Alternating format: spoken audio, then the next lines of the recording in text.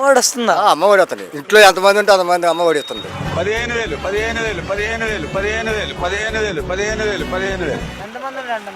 15,000 కాడికి. అసలు ప్రభుత్వం బాగుందండి. జగన్మోహన్ రెడ్డి ప్రభుత్వంలో 300 కరెంటు బిల్లు అయితే ఇప్పుడు 450 అయింది.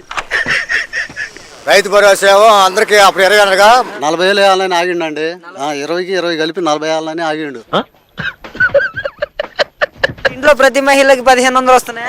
ఇవి కూడా వస్తున్నాయి. మహిళలందరికీ నెలకి 1,500 ఆర్థిక సహాయం చేస్తారంట మన బాబు గారు. అవునా?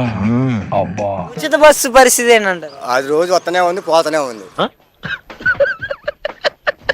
మద్యం పరిస్థితి తగ్గించాడండి, చాలా వరకు తగ్గించాడు. 50 రూపాయలేగా.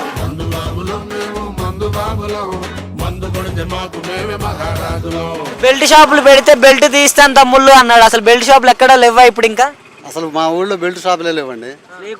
అసలు ఏ కోట్లో చూసినా మంచి ఇళ్ళు దొరకటం లేదు, కానీ మందు దొరుకుతుంది. స్వర్గానికి నిచ్చెన ఈ తాగుబోతు మారడింక సచ్చినా